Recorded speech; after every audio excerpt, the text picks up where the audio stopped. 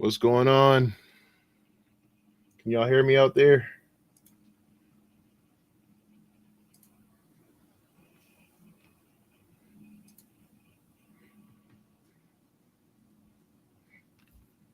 What's going on, Justin? How y'all doing tonight?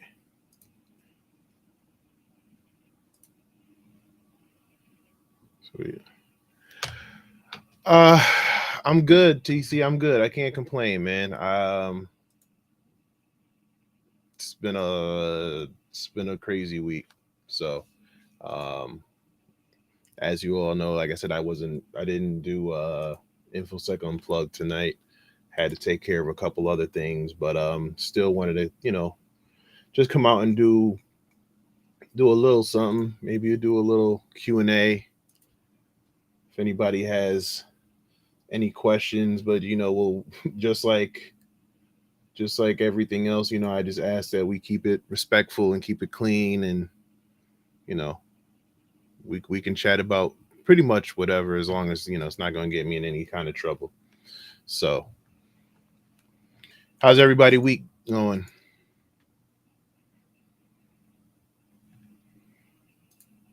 Everybody week good?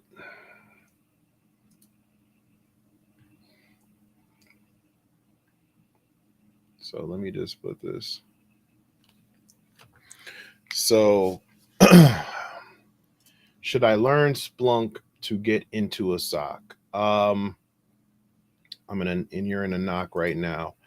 I wouldn't say that it's mandatory to learn Splunk. I would definitely say it would not.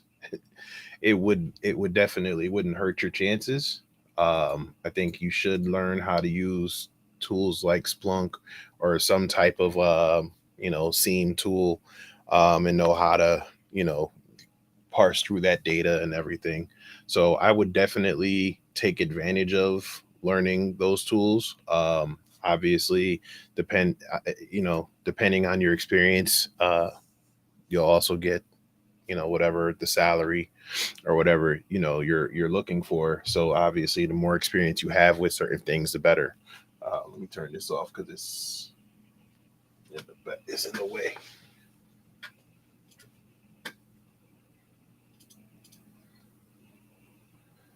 Um,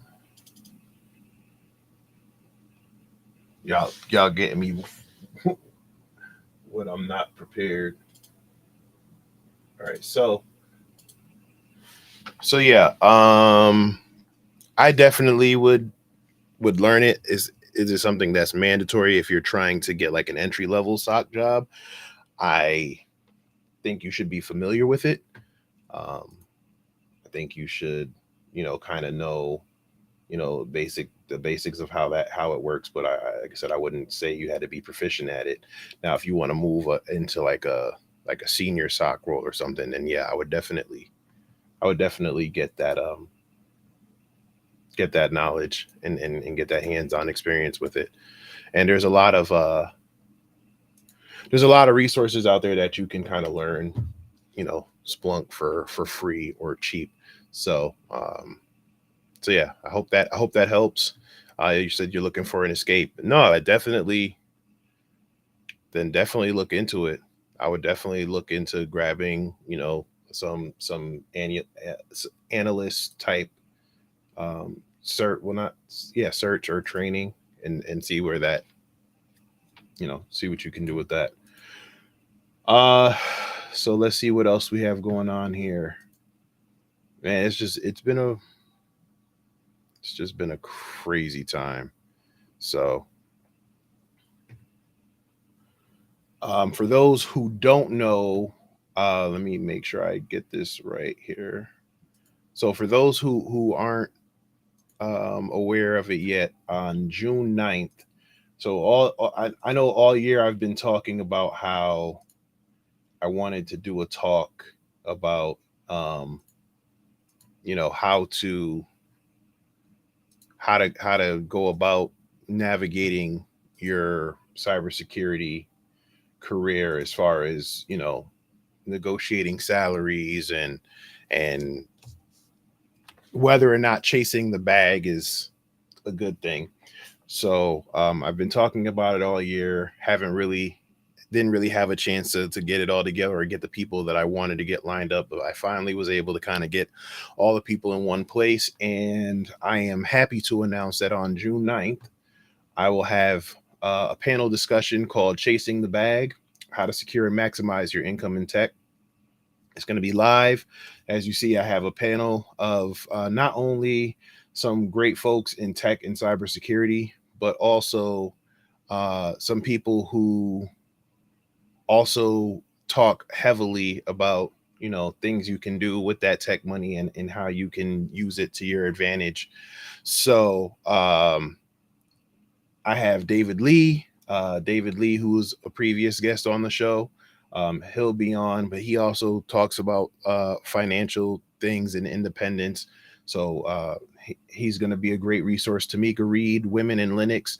She does a stream almost every week about finances and different things. Tyrone E. Wilson, the CEO and founder of Cover Six Solutions, but he's also very well versed in tech. Dara J. Footman, she's also very well versed in tech and networking. Mary Galloway. Mary Galloway is definitely who I consider to be an expert or in the field. We have McKenna Yakey, who is fairly new to the cybersecurity field, but I felt like that we could have different ranges. Henri Davis, Textual Chatter. I'm sure you've seen his podcast. John Breath. He's another one who runs Cyber Insight and has his own Cyber Insight YouTube channel. Go check him out. He has a lot of great stuff. And then last but not least, I have Simone B, also known as Bees. If you are familiar with, if you are on Twitter or YouTube, not Twitter, Twitter or Instagram or any other form of social media, I'm pretty sure you've seen Bees. If you talked anything about investing in crypto, she has an amazing story. She's basically retired at like, I think 29 or 30, all from working in tech and using that money to leverage other things. So I got a great panel of people. I think that's going to definitely be very helpful and have a lot of information. It's going to probably be one of the times where I'll probably give my two cents and then I'll just kind of just shut up and let them go, because they are definitely more well versed than I am when it comes to some of the stuff with the finances. So be sure to look out for that. It's going to be June 9th. I will be posting more information about it soon. And right now we're going to do it on both this YouTube channel as well as Twitch. Looking to probably do it on LinkedIn as well, and also have the panelists maybe stream it from their channel as well. So it's going to be all over. It's going to be, I wanted to be a big simulcast, and something that I think will be very helpful to the community as far as what to expect when you're getting into tech, and what to expect when you're just starting out, how you can leverage that salary. Obviously we're not pocket watching or telling anybody exactly what they need to do, but there's going to probably be some discussions on saving versus and investing the money and things you can do with it to, like I said, to leverage it. Because as much as we all love being in the tech and cybersecurity field, I'm pretty sure we don't all want to be doing this for the rest of our lives. We want to take great vacations and and let our money work for us. So that's going to be the point of this talk. So let's see here. Justin Williams says, I got turned down for a SOC analyst role by a company, but now I have a cybersecurity engineer interview with that same company. Man, good luck. And you know what? That don't be too down on the fact that you didn't get that role, and the fact that they want you to interview for something else. They definitely see something in you. They were definitely impressed with you, and they're willing to give you a shot at another role. So take that. And I mean, if the SOC analyst role is something that you want, try to learn when you get the job, because that's what we're going to say, when you get the job, not if. When you get the job, we're going to put that in the universe. You'll be able to learn what you can and kind of do some cross training right there on the fly. So definitely, good luck to you. And like I said, let me know how it goes when you get the job. So we have L. Hey L, how you doing? And Professor Black Ops says great panel and says what's up? What's going on, sir? Um, and then let's see. I saw there was another question up here. So, what would be some good analyst search? Would Security Plus do, or should I get the CEH? So, I would definitely I would definitely go with the Security Plus first, get that foundational knowledge, and then the CEH. I would say get the CEH if someone's going to pay for you to get the CEH. I would not invest that much money in the CEH. It's just my opinion. Um, you know, everybody can say what they want, but I would not invest that kind of money in the CEH. I would probably look at the Security Plus and then look at, I mean, maybe the CYSA or the CASP from CompTIA. I would definitely, look at some other certs before the CEH. If you want to, if you want to kind of learn to get the basic understanding of pen testing, I would even look at um, the EJPT or even the pen test plus. But I wouldn't I wouldn't say go to EC Council. If you want to learn some of the stuff from the CEH, go get some Udemy courses and check that out first. Save you hundreds of dollars. And you can get the same information. So I would definitely look at that. Look at Try Hack Me. Persistent Bake says blue team level 1.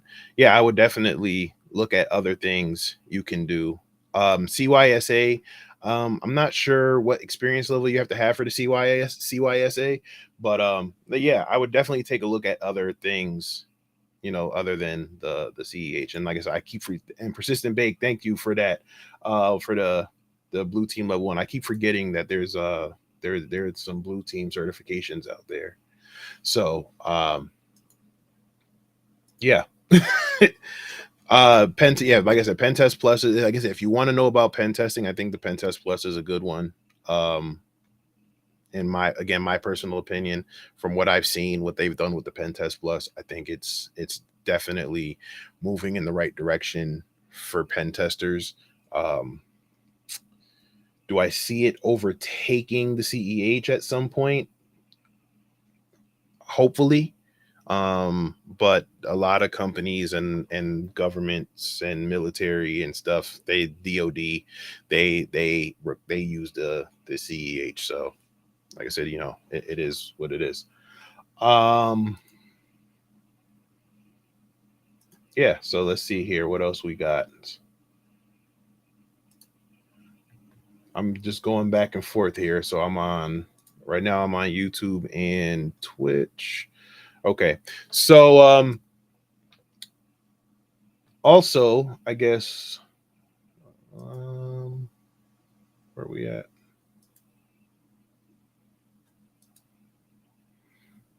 Yeah, yeah, okay. So anyway, um what else is everybody doing or working on?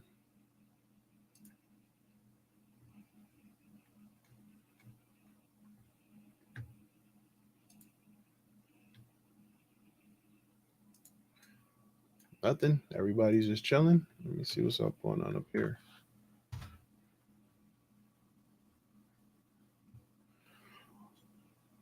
What certifications and everything has everybody been working on? I know I know AO has been looking at a couple things, but studying the AWS certs. Which ones you looking at? You just starting out, Professor Black Ops?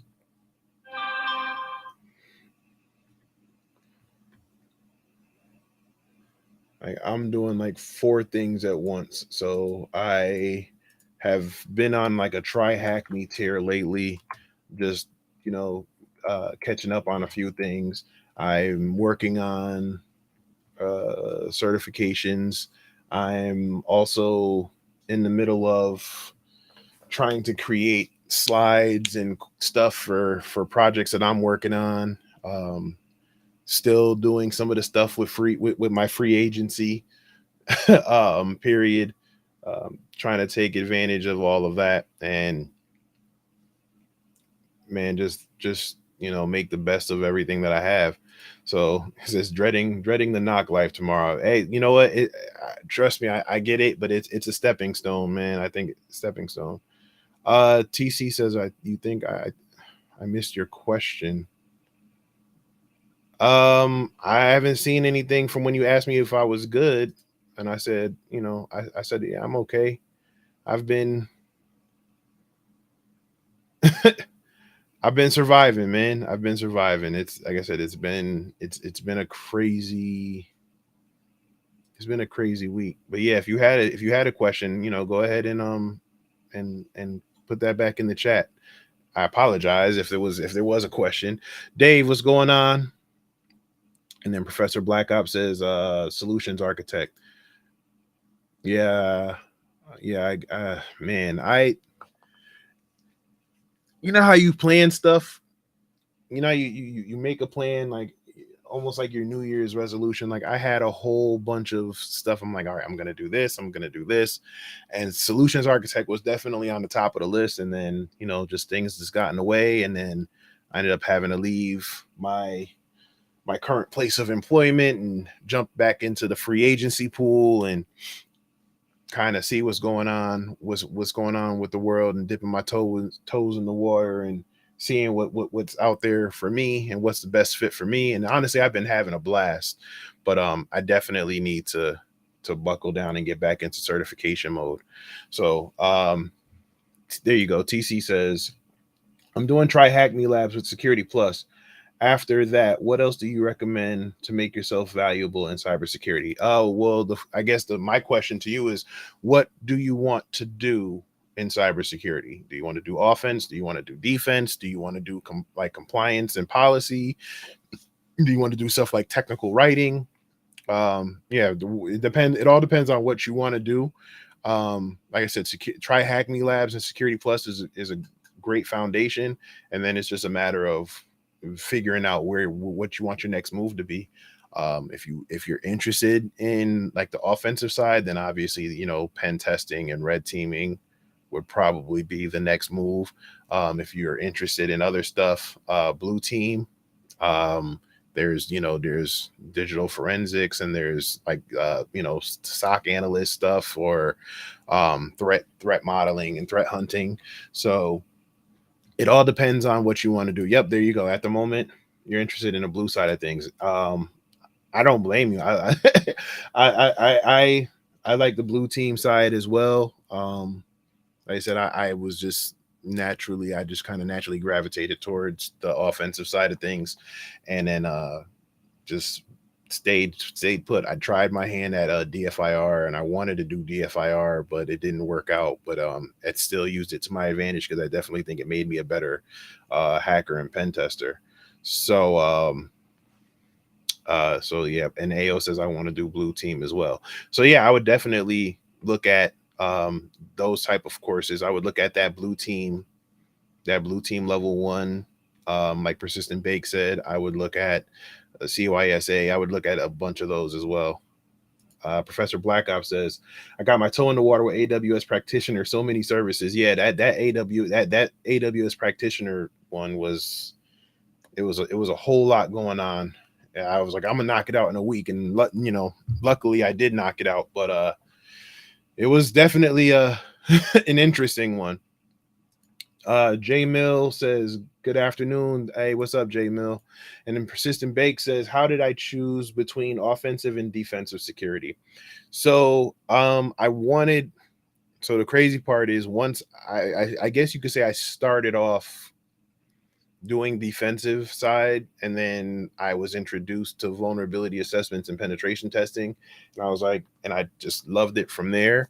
But I wanted to kind of be, before I really knew how much time and effort goes into honing your craft, I wanted to kind of be like a jack of all trades. So I wanted to be a pen tester, and then but I also wanted to do digital forensics. My dream was I wanted to end up having my own shop and offer those type of services. And I I got a certification in digital forensics and incident response. And I was living in the Northeast at the time in my hometown. And unfortunately, you needed to be law enforcement um, to get in there, or you needed to work for like the FBI. And I did have a connection at the FBI. We talked about it, but the salary was way too low to for me, especially as when I had just got into pen testing, and my salary was, I kind of jumped up in salary. I didn't want to move back down. So the decision was kind of made for me. I'm not, like I said, I don't regret it. I love being a pen tester. I don't enjoy sometimes some of the things or the people I do it for or whatever, but I definitely enjoy the challenges of pen testing. So power no power nod shell says red versus blue team. And then they ask what's the difference. So red team is your offensive side of security. So red teaming would be your any type of, penetration testing, ethical hacking, vulnerability assessments, anything that's simulating uh, attacking or exploiting vulnerabilities on networks and systems. Where your blue team is more of your defensive side. So you have your, again, the digital forensics and incident response. You have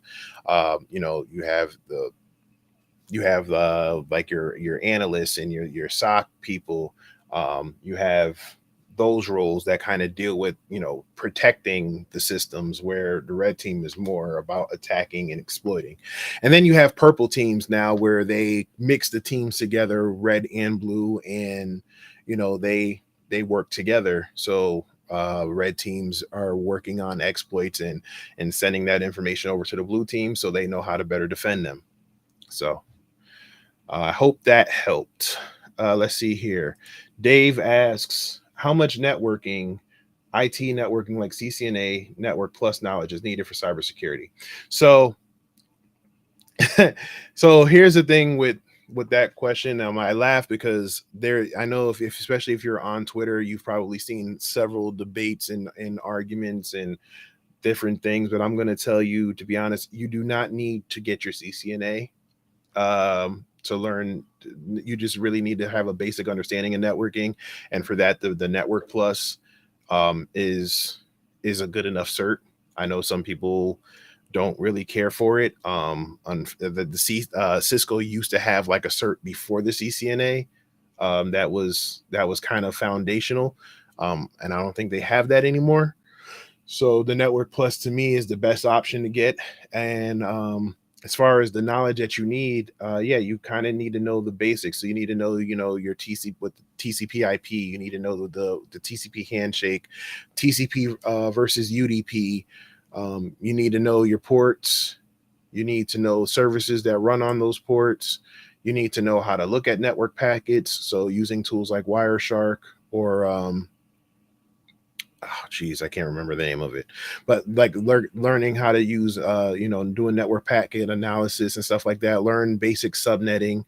So these are all things that you learn in the network plus. So it's not really you don't really need to do anything else crazy like that. So let's see here.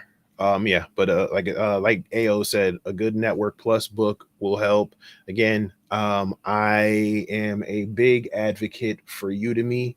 Udemy always has courses that you can get for really cheap. They're always on sale, and it, they'll never really go. They always kind of update the stuff. So I'm gonna actually put a link for some Udemy stuff here. But yeah, I would definitely, yes, TCP dump. Thank you, Bryant. But yeah, I would definitely check out. Oh, actually, can I put that? Yeah, so you could just hit that link in the chat. Trust me, it's a safe link. I would not put anything malicious in there to affect anybody. But yeah, just go in there and just type what you're looking for. And like I said, they're usually on sale. And if not, you just wait a few weeks. There's always going to be another sale coming up. Let's see. Professor Black Ops says, I'm weak in networking. I do more assurance now. I'm going to switch to cloud architect. Yeah, and I'm again, you don't really need to be super proficient. You know, having a basic understanding of how the networking stuff works, I think will get you along. Will get you along just fine.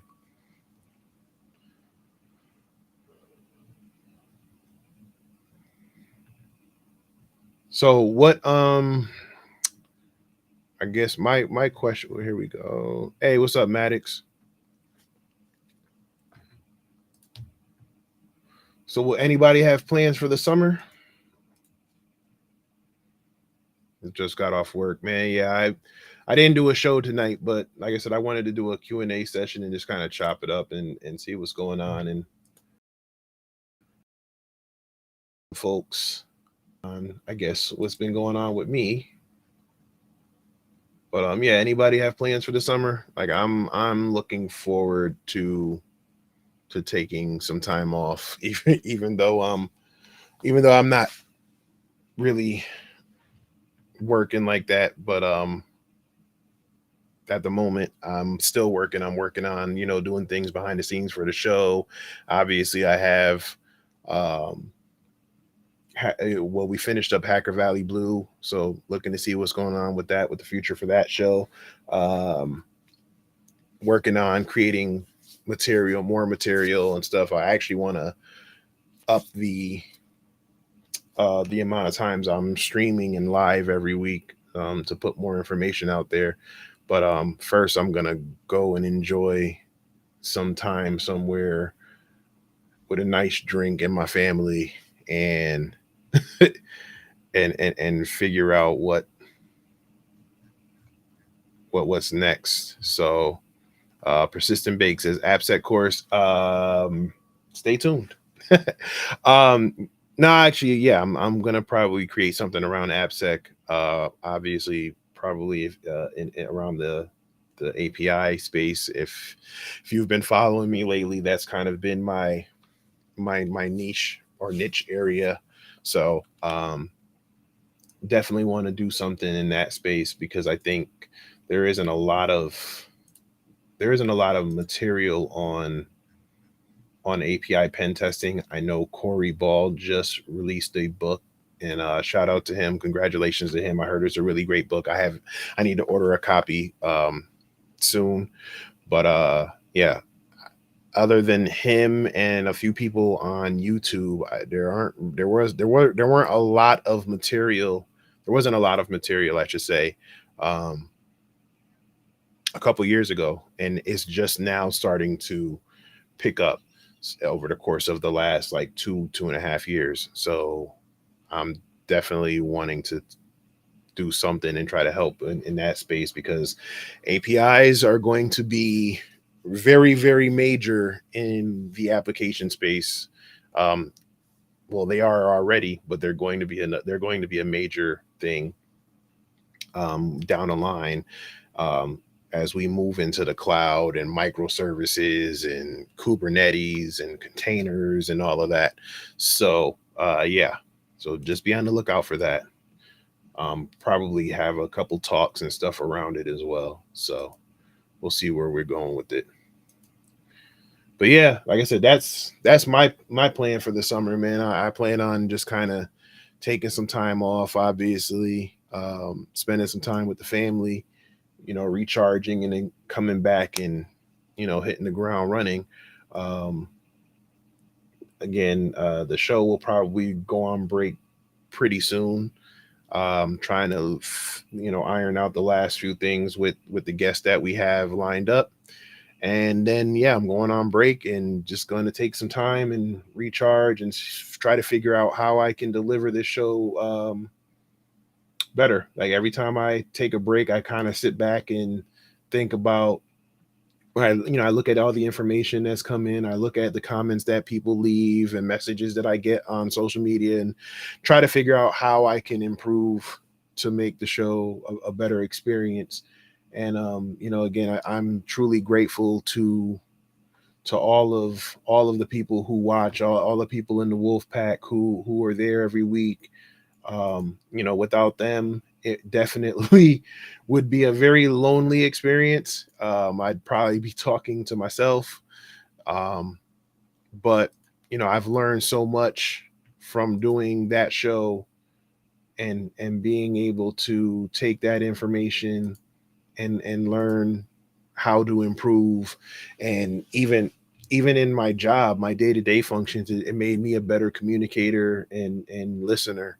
Learning from these guests and talking to these different guests, and learning from you guys, as well as much as I hope you've learned from me and my guests. So I'm definitely going to take some time and figure out how to deliver a better product for InfoSec Unplugged. Um, we'll see what happens with Hacker Valley Blue. Um, Probably want to launch one more type of show or stream or something before the end of the year. I'm going to try to put that one in the universe, but we'll see what happens.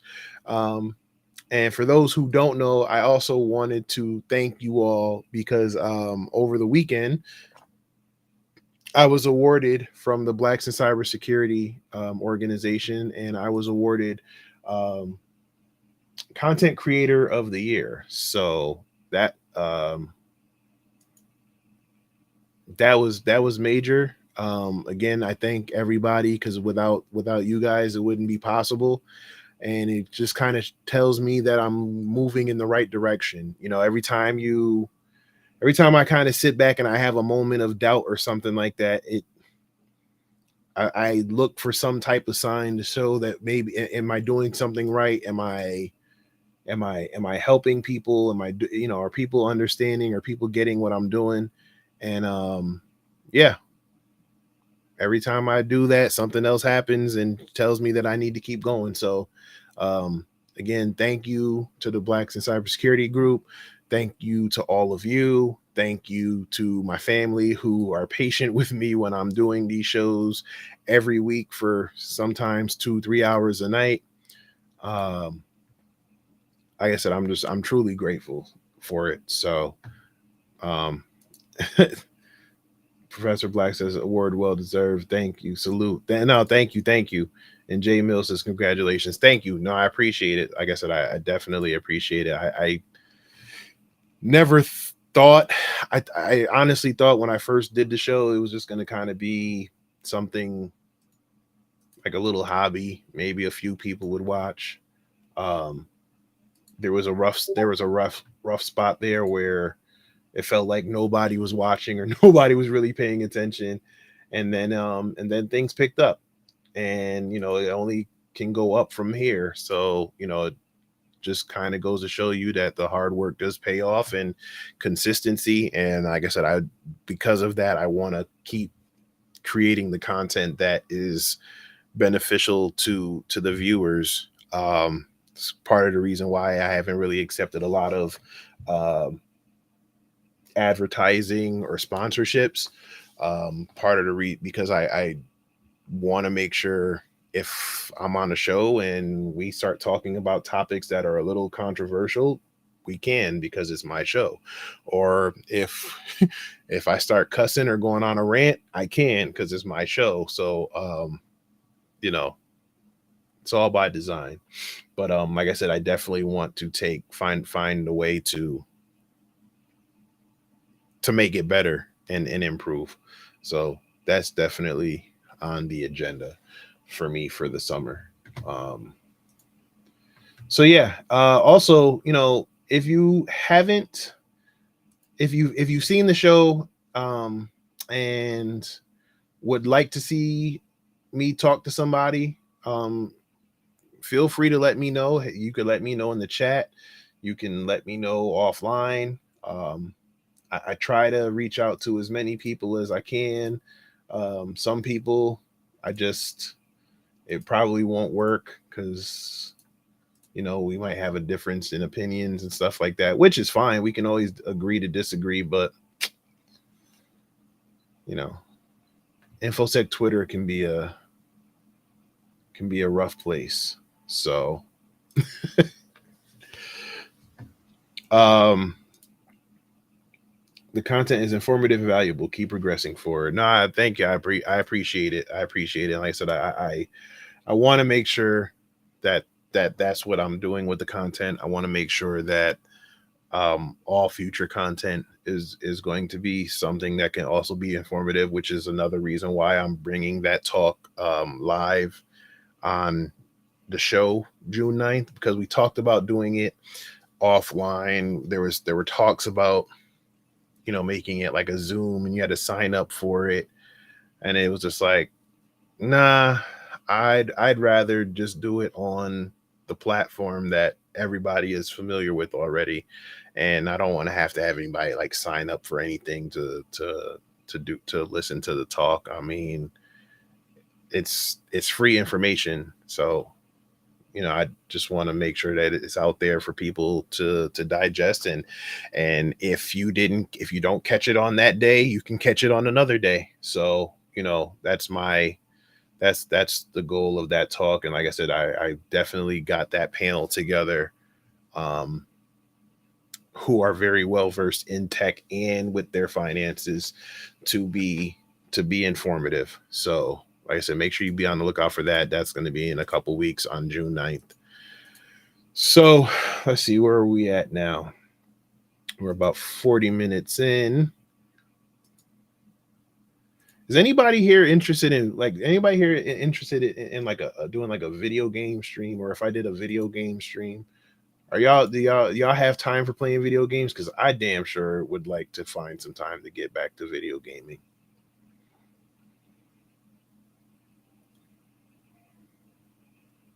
Let me know in the chat. Like I want to get back to it.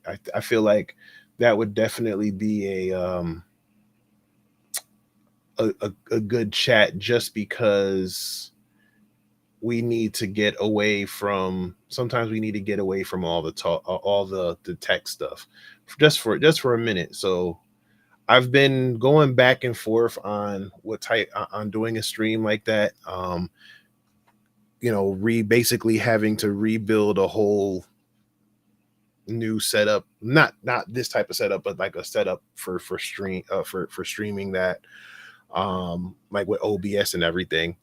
Maddox says, I would like to see some games. What would you play? Honestly, I'd probably play a whole bunch of different games. I'd probably play some, you know, different things from real time strategies. So whether it's like Total War or XCOM, I'd probably play some fighting games. I haven't played 2K in so long that I'm scared that if I got back on, someone would probably like just embarrass me online. Um, Probably do a little bit of Fortnite, Rocket League, you know, just a bunch of different games. Honestly, I want to stream Mario Kart. I want to get a bunch of people online and and stream Mario Kart, and probably like and do that. Like that, I love Mario Kart, so I'll probably start with that and see how that goes. Iggy says, I'll watch, but I'm horrible at playing. And Vincent also says they'll watch. No, like I said, I mean, I think it would be pretty cool, and I also think it'd be pretty cool to do that even with some other cybersecurity folks. So it's definitely something I've been thinking about, is just trying to figure out how I'm going to incorporate that. Like I said, I want to knock out these other things that I was doing first, and then going from there. Um, I said I started 2022 saying that this was going to be like a make or break year. So everything that I basically had that I said I wanted to do, I was going to try to put the wheels in motion to get done. And if I don't get it done, or I don't make any progress on any of it, it's going to come off of my big whiteboard over here that you can't see off screen, and you know, figure it out.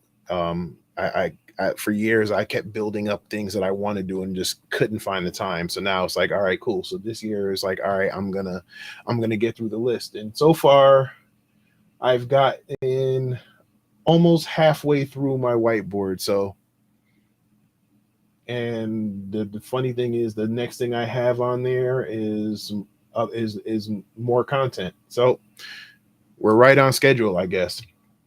Jay Mill says, coming from a networking background, I learned a lot as I've been transitioning towards security. Security is essential for the network to function and let alone survive. Absolutely. I think it, and vice versa. I think security is essential for the network to survive, but the network also needs to be, um, you know, well configured in order for security to even consider securing it in the first place. I think, again, having that understanding of networking will get you far in the security field. So, as security is essential to networking, networking is essential to understanding what to secure. Um, so, yeah, I agree 100%.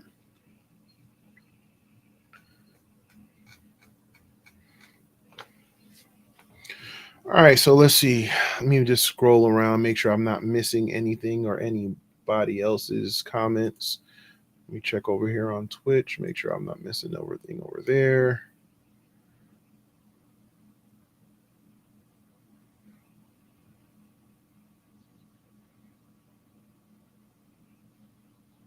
Yeah, no, I think I got everything. All right, cool.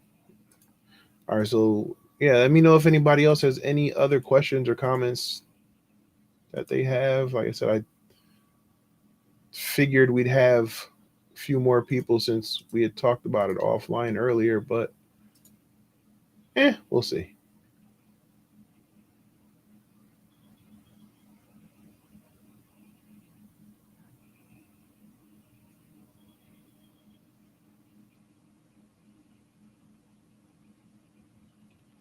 Sheesh. Uh yeah, so anyway, so yeah, with the gaming stuff, that's what I'm thinking. Thinking about doing that. I'm thinking about I'm trying to figure out how I can bring the show to different places. So like going to different conferences and stuff like that, and then maybe even doing some gaming stuff there. I just feel like we need to start doing. We need to start showing more things you can do outside of security that are in part of because of security, right? So I want to show that, you know, yeah, I'm able to take this vacation and live and take this type of vacation or live this certain way because I work in security and because I make what I make or whatever. I want to kind of show that side of it too, because too often we kind of get caught up in the, just the work. So I'm just trying to find different things to do. What's my favorite vacation spot? Um,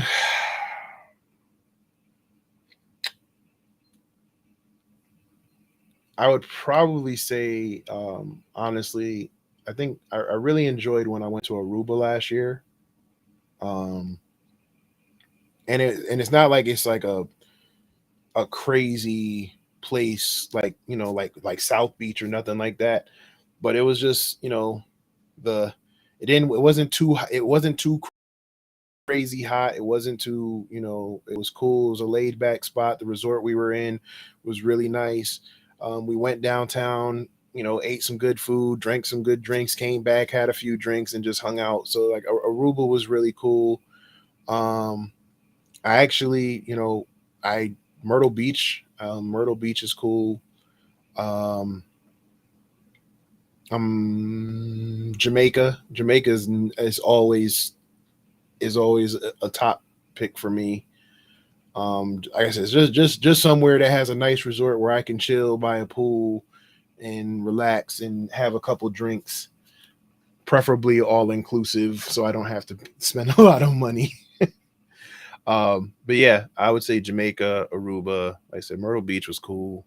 If I'm with the family, um, Universal Studios. Um, I want to go. I want to check out like Tennessee. I want to check. I've heard really good things there. So yeah. What book or books would you recommend for cybersecurity development? Oof.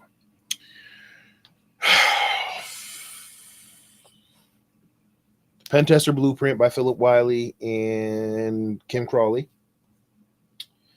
Linux Basics for Hackers.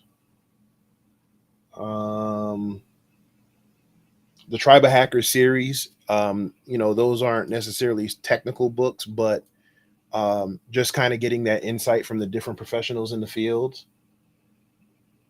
If we're talking about penetration testing books, I would then also look at, I know it's a super old book, but Georgia Weidman's penetration testing book is always a good one for me. It just teaches you the basics and the foundation stuff.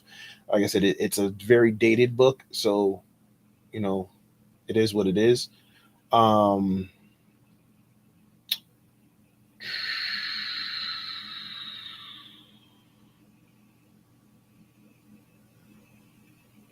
Was it Go Hack Yourself? That's a one that's one that came out fairly recently. But that book I think is beneficial because it just kind of shows you how easy it is to find that type of information. There's another book that's like How to Find Anything. That's another one on like open source intelligence. There's also the OSINT Operator Handbook, or yeah, I said it just all depends on what you want to learn. But if we're just talking about security in general, like I said, I would definitely like the Linux basics. I think everybody should learn Linux if you're going to get into cybersecurity. Um, so even though it says Linux basics for hackers, it kind of breaks down the stuff in Linux. And like I said, the Tribe of Hackers books, just because it teach it that mentality is super crucial. Um, what's Ted Harrington's book? It's yep.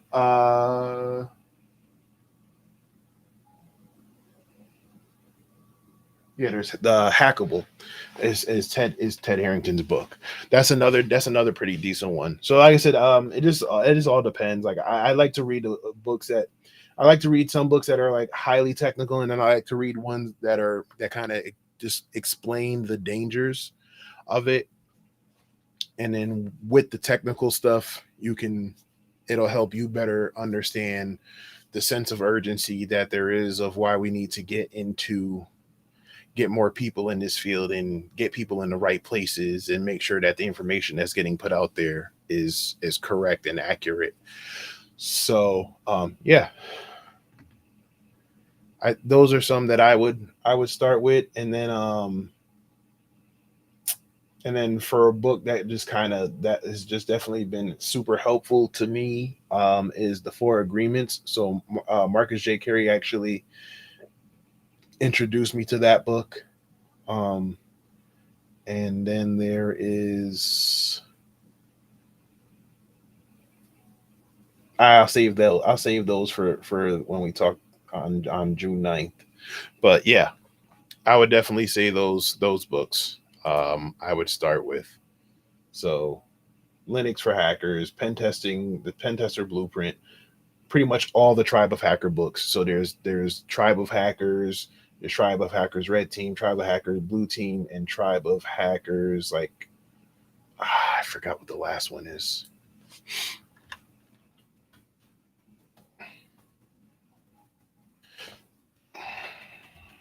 Forgive me, Marcus. So there's Tribe of Hackers, Security Leaders. That's the third one. So there's Tribe of Hackers Red Team, Tribe of Hackers Blue Team, and then Security Leaders.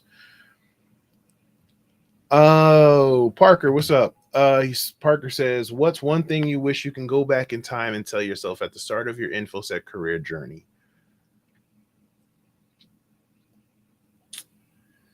It would probably be um, not to take not to take everything so personal, um, and you don't have to learn everything at once.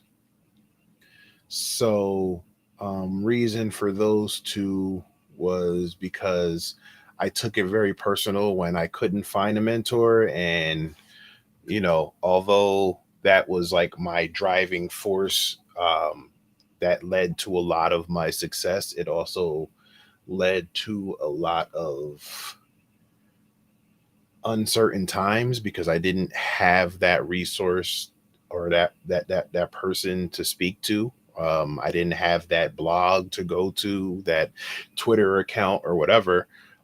So it left me just kind of in the dark with a lot of things. And because of that, led me to try to learn as much as I could from every single source and it led to a lot of burnout. So uh, those that's something I would probably tell myself early in my journey is that um, don't take it personal if you can't find a mentor at first. I probably would also tell myself to look at Twitter a lot sooner, but avoid the toxic traits of Twitter. And yeah, just don't try don't feel like you have to take on everything at once because you don't want to burn yourself out. So that would be the advice I'd give to myself. Oh, and know your worth. And definitely know your worth, because if you don't know your worth, these companies will take advantage of you, and you will be underpaid for a while, and it's going to take some time to catch up. So that that too.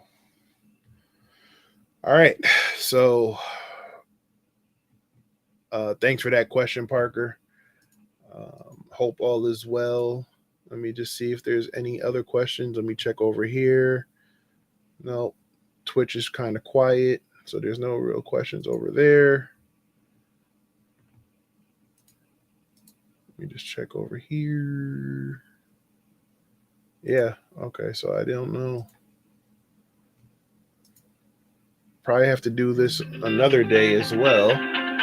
But if that is it, I hope you all have a good night, and I will see y'all. Do you have to know how to code to be a security engineer? No. I'm not even no. If it's very helpful, but no, you don't need to know how. You don't have to be proficient in code. You can know the basics of coding and kind of learn it on the fly. So y'all have a good night. My phone is going off the hook, and I will talk to y'all next week.